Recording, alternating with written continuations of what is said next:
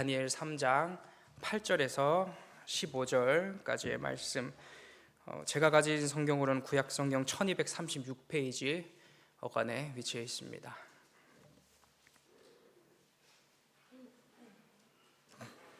다니엘 3장 8절에서 15절까지의 말씀, 다 찾으셨으면 한 절씩 교독하도록 하겠습니다. 제가 먼저 읽겠습니다. 그때 어떤 갈대아 사람들이 나와 유다 사람들을 참소하니라.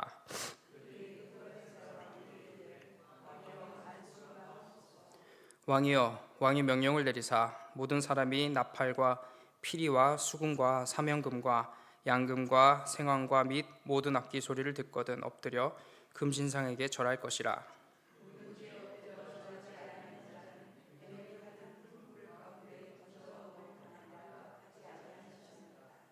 이제 몇 유다 사람 사드락과 메삭과 아벳느고는 왕이 세워 바벨론 지방을 다스리게 하신 자이거늘, 왕이여, 이 사람들이 왕을 높이지 아니하며 왕의 신들을 섬기지 아니하며 왕이 세우신 금신상에게 절하지 아니하나이다.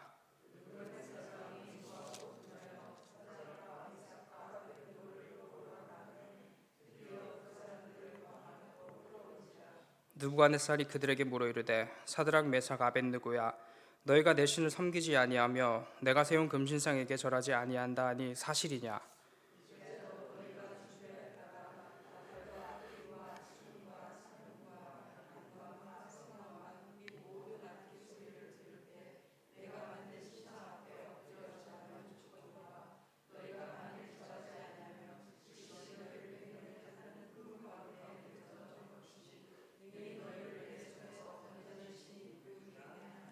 아멘. 기도하겠습니다. 사랑과 은혜가 충만하신 하나님 아버지, 한 주의 중간 시간을 또 구별하여 하나님 앞에 나와 예배할 수 있게 해주시며 감사합니다. 이번 한 주가 흘러가는 모든 시간들 속에서 때로는 저희가 하나님의 뜻에 합당하기도, 때로는 그릇되기도 했던 우리들의 삶의 모든 순간을 바라봅니다. 하나님, 긍정이든 부정이든 그 어떤 순간 속에서 우리들 다시 돌이켜 하나님만 바라볼 수 있게 인도하여 주시옵소서. 다시 오늘을 기점으로 다시 하나님 앞으로 돌아오고 다시 하나님을 찾고 예배하는 바르고 참된 그리스도인으로 자라날 수 있게 우리 모두의 마음과 생각을 주장하여 주시옵소서. 오늘 함께 또 하나님의 말씀을 나눕니다. 전해져 있는 말씀 가운데 하나님 말씀이 하나님의 큰 힘이 되어서 이미 하나님 그 자체이신 말씀이 우리의 심령과 골수를 쪼개어 우리 마음을 회복시키는 그런 말씀이 될 수 있도록, 그런 모든 예배가 될 수 있도록 주님 이 모든 시간을 지켜보고 역사하여 주시옵소서. 감사드리며 예수님 귀하신 이름으로 기도드립니다. 아멘. 과거의 영광이라는 말이 있죠. 과거의 영광이라는 표현, 말은 참 어려운 말인 것 같습니다. 이 말을 만약에 저희가 사용하게 된다면 지금은 그 영광을 누리지 못하고 있다라는 것을 반증하고 있기 때문입니다. 저희 어떤 과거가 화려하면 화려할수록 그러지 못한 것 같은 지금은 훨씬 더 힘들어지는 것이죠.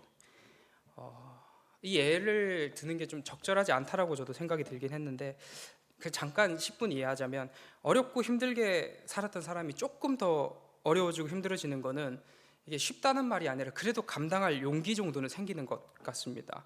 물론 그 일도 참 힘든 일이겠죠. 안 그래도 지금 살기가 너무 힘든데 더 힘들어지니까 감당하기가 어려운 거예요.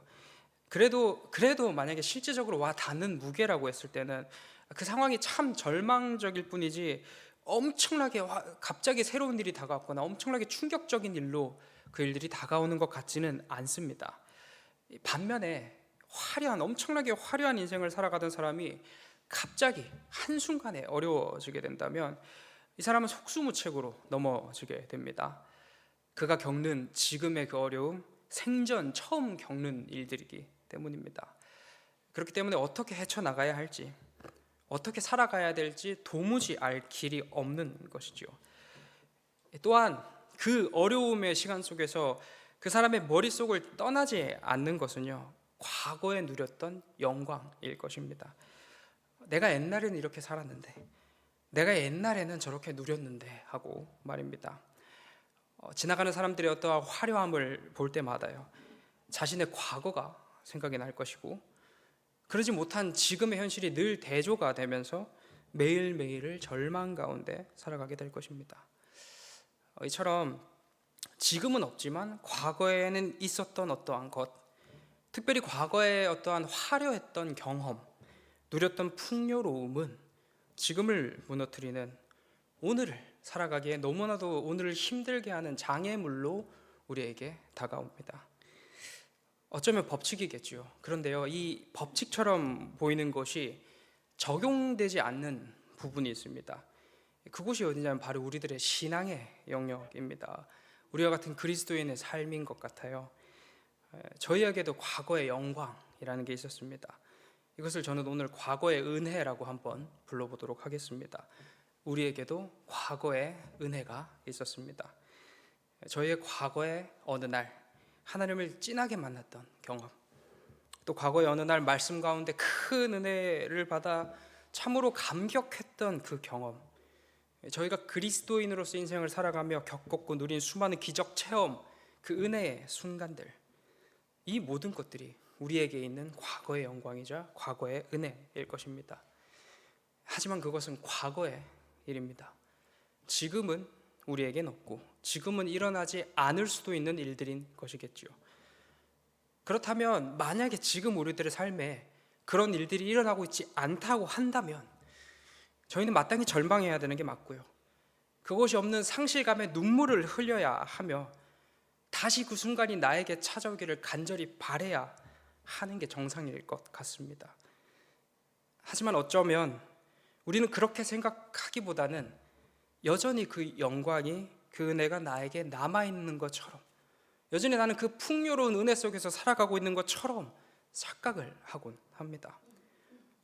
여전히 나는 하나님과 친밀한 관계를 유지하고 있는 사람이고, 여전히 나에게는 그 풍성한 은혜가 있기 때문에 더 이상의 채워줌도 공급도 필요 없다. 그렇기 때문에 이렇게 바르게 살고 있는 내 인생이 정답이다.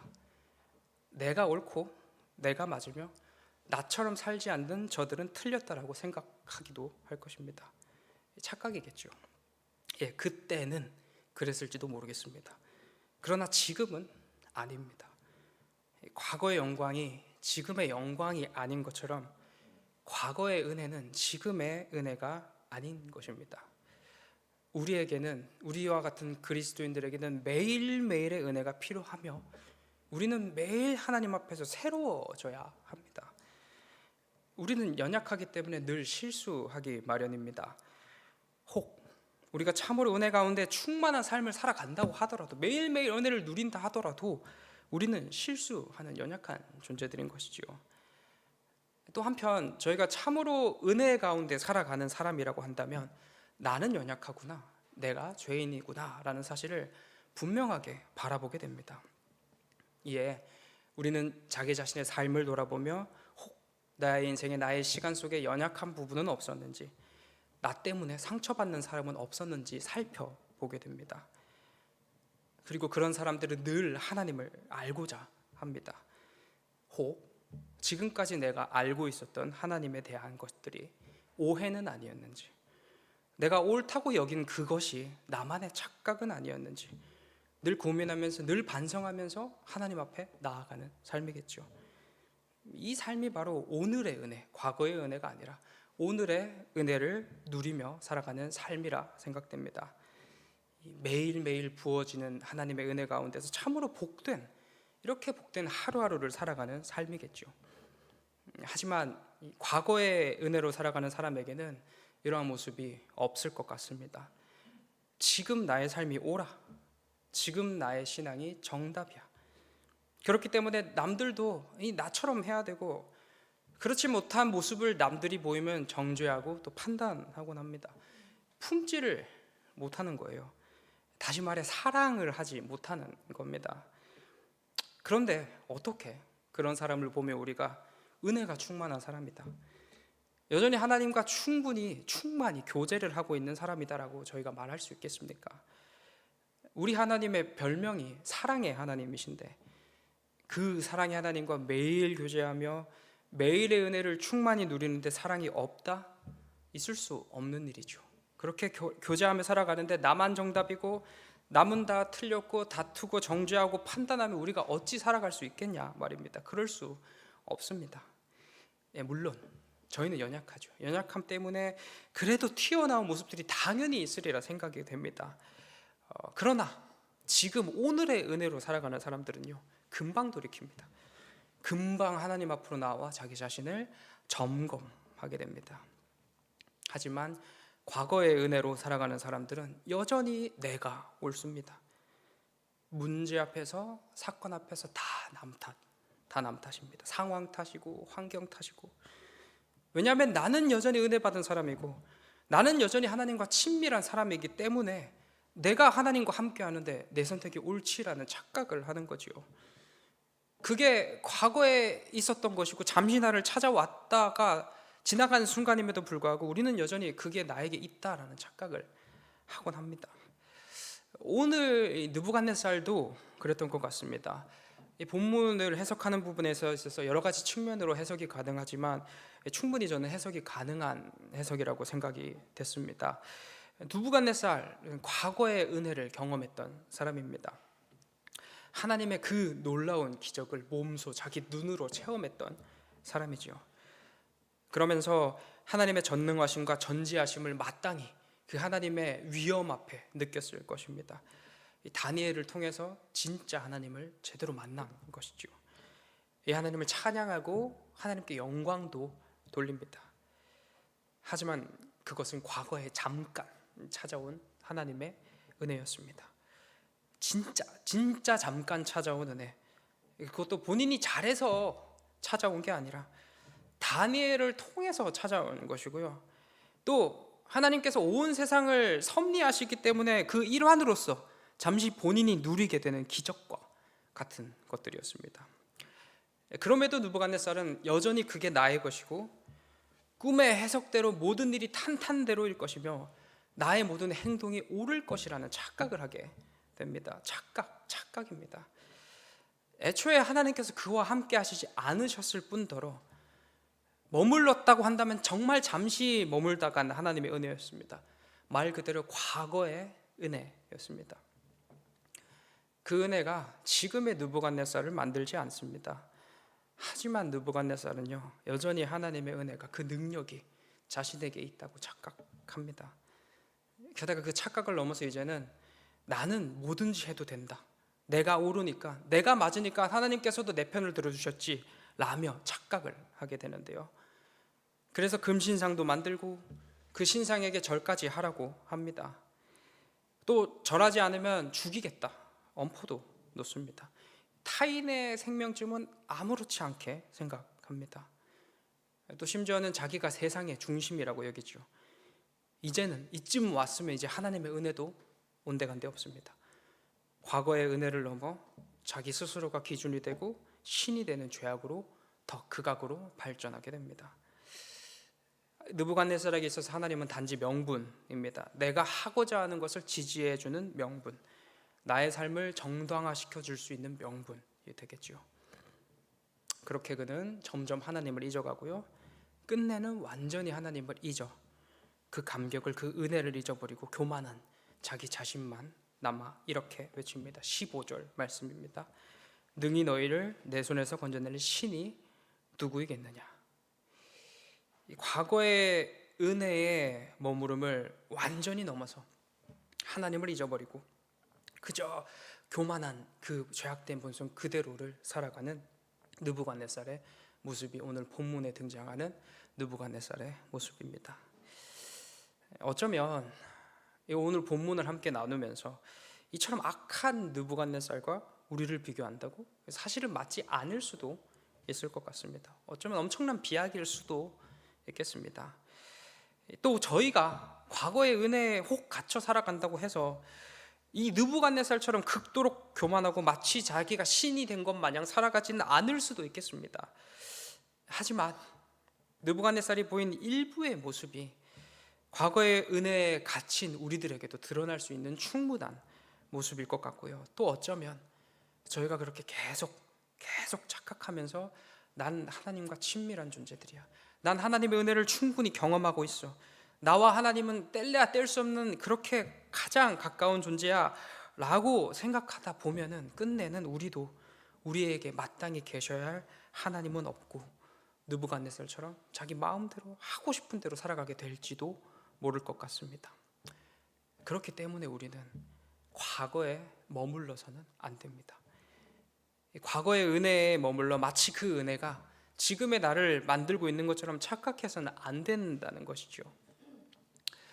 우리의 마음 가운데도 처음 말씀드렸던 것처럼 그 과거의 영광을 생각하는 것처럼 그 은혜를 바라보며 그때 참 행복했었지, 그때 참 좋았었지, 그 순간을 그리워하면서 간절히 그 동일한 순간이 나에게 찾아오기를 다시 바라고, 그렇게 애통하는 그 마음이 너무나도 자연스러운 마음이어야 하는 것입니다. 우리는 정답일 수 없습니다. 그 어느 누구도, 그 어떤 대단한 사람도 정답일 수 없습니다. 아무리 저희가 많이 배웠고요, 아무리 많은 시간 교회에 있었고, 아무리 많은 경험과 많은 은혜를 저희가 과거에 받았다 하더라도 그것이 그래서 지금 너의 삶이 옳다라고 주장하지 못하는 것이죠. 우리는 우리의 오늘의 나를 새롭게 하나님 앞에 계속 매일매일 비춰보아야 하는 겁니다. 하나님 앞에 우리 자신을 비춰보고 하나님께 늘 물어야 하는 것이죠. 영어에 제로 베이스라는 말이 있습니다. 모든 것을 다시 처음으로 시작한다, 다시 처음부터 시작한다라는 의미의 제로 베이스입니다. 주어진 상황 가운데, 저희가 삶에 겪는 일들 가운데, 또는 노인 이해관계 가운데 다른 어떤 지식들이나 상황들이 개입해서 저희가 그릇된 판단을 내리지 않도록 처음부터 아무것도 없는 것으로 다시 시작하는 것을 의미합니다. 이 제로 베이스는 우리 모두 해보셔서 알겠지만 참 귀찮은 일입니다. 딱 누가 봐도 생각하지 않아도 그렇게 될 게 뻔한데도 굳이 그렇게 해야 돼? 굳이 다시 처음부터 시작해야 돼? 라는 질문이 던져지기도 하겠지요. 하지만 단 한 부분의 오류도 발생하는 것을 원하지 않는다면 저희는 마땅히 모든 것을 제로 베이스화 해야 되는 것입니다. 그래야 가장 정확하게 그 사태를, 그 상황을 볼 수 있습니다. 우리들의 인생 가운데 겪는 수많은 일들에 이 제로 베이스가 필요합니다. 저희가 믿음의 삶을 살아가며 내리는 선택들, 또 문제들 앞에, 상황 앞에 내뱉는 내 입술의 말들, 모든 상황 가운데 나의 판단들, 과거 우리가 하나님에 대하여 많이 배웠고, 과거 내가 이토록 많은 경험을 했으며, 과거에 내가 누린 은혜가 이렇게 충만하니까 지금의 나도 거룩하다, 지금의 나도 은혜가 충만하다, 그러니 내가 내리는 이 결정들, 이 생각들, 내 말들 하나님 뜻에 가깝다라고 여기는 것이 아니라 제로 베이스 하는 거죠.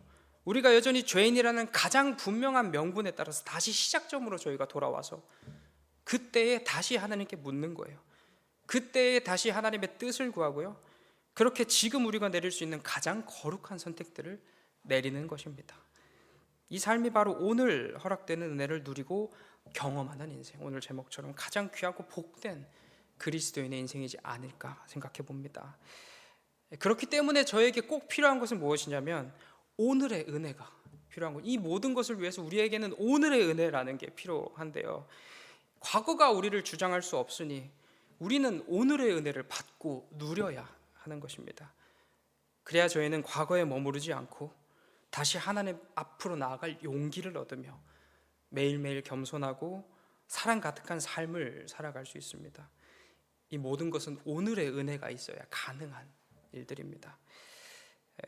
결론입니다. 그렇다면 어떻게 우리는 오늘의 은혜를 누릴 수 있을까요? 오늘의 은혜를 경험하며 살아갈 수 있을까요? 뻔한 말씀이고, 지금 사실 여기 예배에 나오신 여러분들과 함께 나눌 주제는 아니라고 생각되지만 정답은 여러분 다 아시는 대로 예배입니다. 매일매일의 예배를 통해서 오늘의 은혜가 누려집니다. 예배, 여러 가지 정의가 있겠습니다만 제가 생각하는 가장 중요한 포인트는요, 그 모든 것들을 통해서, 그 예배라는 그것들을 통해서 하나님을 저희가 만나는 거죠. 그 만남으로 발생하는 게 뭐냐면 나의 민낯을 보는 겁니다. 그 광대하시고 전능하신 하나님을 내가 친밀하게 교제하면 교제할수록 나는 아무것도 아니구나, 나의 이 적나라한 민낯을 경험하게 되는 겁니다.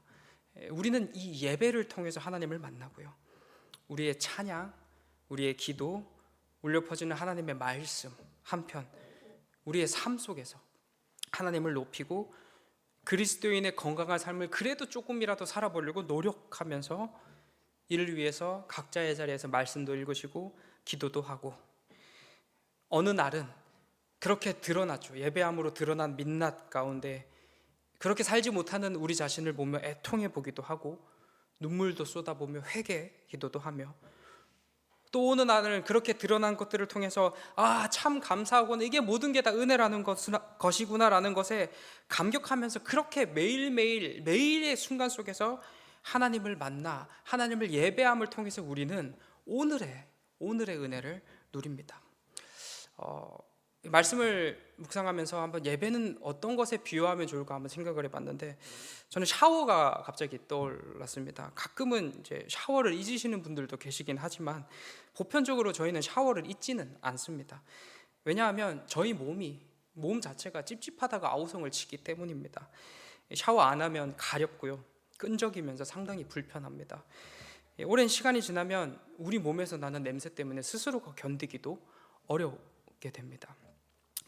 이제 여건이 되지 않아서, 상황이 되지 않아서 샤워를 하지 못할 수도 있겠지만, 그렇다고 해서 그 마음 가운데 샤워가 생각나지 않는 것은 아닙니다. 상황과 여건이 된다면 몸을 씻고 깨끗하게 하고 싶다라는 욕구는 누구에게나 있는 욕구입니다. 예배는 마치 샤워와 같아서 하지 않으면 찝찝합니다. 이 더러운 세상 속에서 매일을 살아가니 저희들의 몸이 먼저 반응하는 것이죠. 여기저기 더럽고 추악한 죄가 묻어 몸이 가렵고 끈적입니다. 그런데 만일 그럼에도 저희가 샤워를 하지 않으면, 그럼에도 저희가 예배 없는 삶을 살아가면 저에게서 무엇이 나겠습니까? 악취가 풍기게 됩니다. 이 죄로 말미암아 도저히 견디지 못하는 고약한 냄새가 저희 몸속에 풍겨나는 것이죠. 그러니 우리는 우리들의 삶에 반드시 이 예배라는 것이 있어야 합니다. 저희는 예배를 간절히 갈망해야 되고요, 그래야 자연스러운 거고 그래야 마땅한 것이라 생각됩니다. 그리고 그렇게 자연스럽게 우리가 매일매일 경험하는 그 예배가요, 오늘의 은혜를 낳고, 오늘의 은혜는 과거의 은혜를 밀어내어 가장 건강하고 바른 판단을 내리도록 저희들의 삶을 인도합니다. 그렇게 예배는 오늘을 살아가는 우리를 가장 건강하고 가장 바른 삶으로 우리를 인도합니다. 사랑하는 성도 여러분, 과거의 영광, 과거의 은혜를 행복했던, 참 좋았던 그 기억으로, 좋은 추억으로 잘 남겨두시길 소망합니다.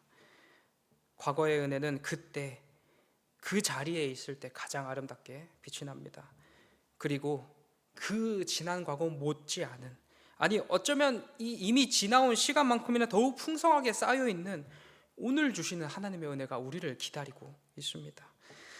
이 풍성한 은혜는 매일의 예배를 통해서 자기를 부인하고 남을 나보다 낮게 여기며 사랑으로 살아가는 그리스도인, 모든 상황 가운데 늘 시작점으로 돌아와서 지금 오늘 우리에게 말씀하신 하나님의 뜻에 모든 것을 비춰보면서 우리가 내릴 수 있는 가장 최선의 선택들, 가장 건강하고 가장 거룩한 참으로 복된 선택들을 내리며 살아가는 그 그리스도인들에게 비춰지는 것입니다. 우리 모두 지난 은혜들은 지난 시간, 지난 추억 속에 남겨두시고 오늘의 예배, 매일 삶 속에서 드리는 예배, 이렇게 교회 함께 나와 드리는 예배, 그 모든 예배들을 통하여 오늘의 은혜, 오늘 하나님께서 부어주시는 그 충만한 은혜 마음껏 누리며 살아가는 우리 모두 되시길 소망합니다. 기도하겠습니다. 사랑이 많으신 하나님 아버지, 과거의 그 기억들이 오늘의 삶을 주장하지 못하도록, 사실은 그 축복된 순간이 오늘까지 이어져서 오늘도 그 충만함 속에서 살아가면 좋으련만, 그것이 우리들의 삶을 더 갉아먹고 더 힘들게 만든다면 그것이 아니라 늘 우리는 항상 예배할 수 있게 인도하여 주시옵소서. 매일 저희가 삶 속에서 하나님을 찾는 그 자리가 예배인 줄 믿습니다. 하나님의 말씀을 읽고 묵상하며 때로는 하나님과 아웅다웅하면서 하나님께 우리들의 모든 마음을 토로하며 그렇게 삶을 살아가며 실패해봤다가 또 성공해봤다가 그렇게 하나님과 함께 걸어가는 그 모든 순간이 예배일 줄 믿습니다. 또 이렇게 하나님 앞에 나와 하나님을 찾고 하나님의 말씀을 나누며 기도하고 찬양하는 이 순간 역시 풍성한 예배일 줄 믿습니다. 우리 삶의 모든 순간이 예배일 줄 믿습니다. 그 예배를 통해서 오늘 부어주신 은혜로 말미암아 가장 건강하고 복된 그리스도인의 삶 넉넉히 걸어간 우리 모두가 될 수 있도록 저희들의 마음과 생각을 지켜 주시옵소서. 감사드리며 예수님 귀하신 이름으로 기도드립니다. 아멘. 너희는 이렇게 기도하라.